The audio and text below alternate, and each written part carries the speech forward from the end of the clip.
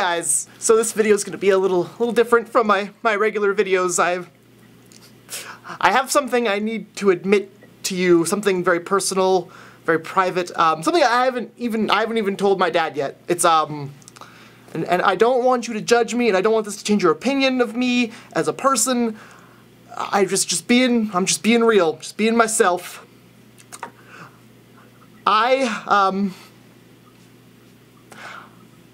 I'm a cat person. Yeah, I always knew I always felt it when I was little. I knew I was gonna be a cat person. I always felt different from all the kids who had dogs, and I felt it in here that I was a cat person. Ah! Now you know my terrible secret. When all the other kids would go woof, I would go meow. I don't even know what that's supposed to mean, really. I don't think people need to come out as a cat person like that, but wouldn't it be funny if more people did? So I am a cat person, always have been, always will be, and this is my partner, Jojo the cat. She's actually got multiple uses, like you could make her into a scarf. She makes an okay hat. It's not the best, but it keeps the top of your head pretty warm. And sometimes you can turn her into a beard, but she just ends up licking your face. So much cat hair. It's like a mystic fog of dander. I always knew I was a cat person. I can always just sort of relate to the way they act, how they are as a being. When I brought her home the very first time, I set her down and she took a dump and then she went to sleep, and I was just like, you know what? Me too, sister. We're gonna get along just fine, I can tell. Even if you didn't see the cat right there, you could probably tell that I owned a cat. By the way, most of my clothes are marked with the sacred markings of a cat owner, which is just a little bit of fur all over every inch of your clothes. She's marked to this black sheet. I don't know if you can tell. She's got her markings all over it. But I really do feel like I am actually a cat person. Like, on the inside, I'm a cat. Like, at one point in time, I was a cat, and now I've been reborn into a person, and I just kind of feel that way because of the way I can relate to cats. Like, most days I spend just laying around naked. You know, I go to the bathroom, I eat, and sometimes if I'm feeling frisky, I'll just throw up on the floor and leave it there.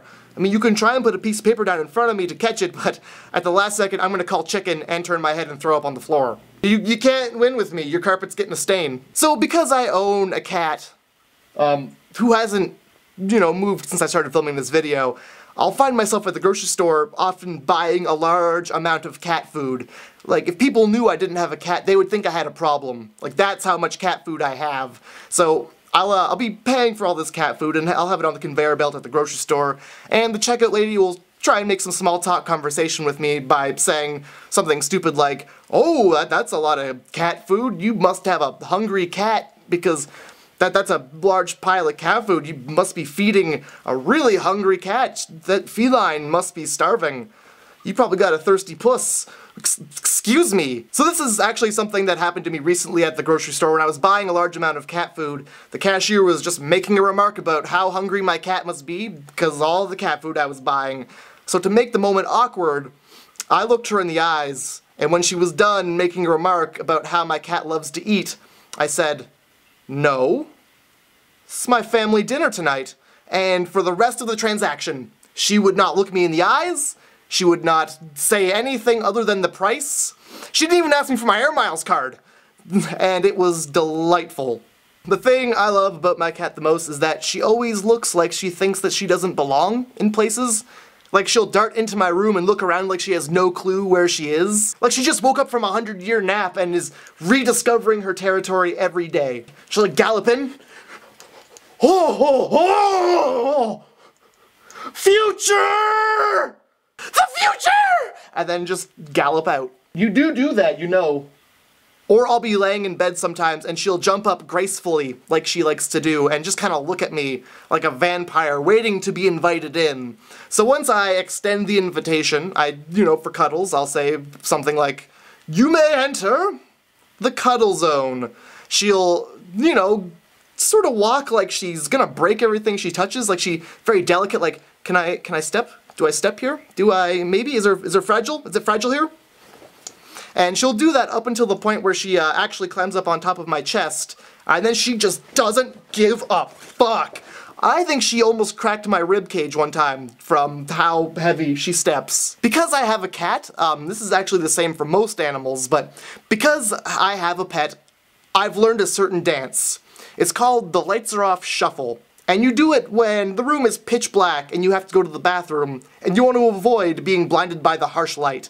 You kind of shuffle your feet across the carpet to avoid stepping and kicking on whatever animals are lying or just about wherever the hell they want. And sometimes you'll come across a spot on your carpet where your pet was just laying, and you'll know this because it's uncomfortably more warm than the rest of the carpet. Like, what the fuck just happened here? Please don't be pee.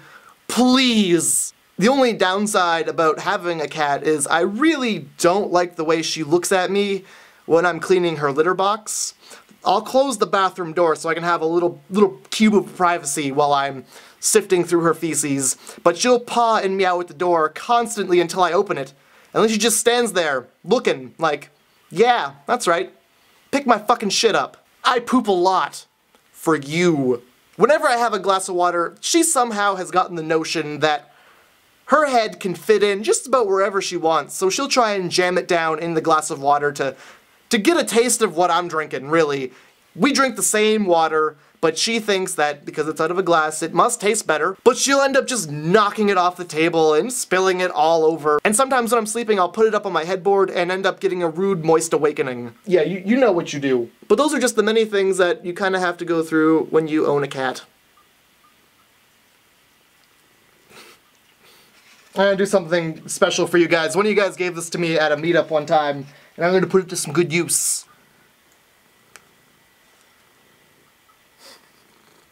Look a little happier, you're a unicorn. I'm sorry, I'm not laughing at you. Well, thanks for watching the video. I hope you guys enjoyed it. If you have any... You don't like it, do you? So, I hope you guys enjoyed the video. If you have any similar cat stories you want to share, leave them in a comment below. Thanks for listening, and I will see you guys on Friday. Dun, dun, dun, dun, dun, dun. Number 4 was the eggnog challenge. Come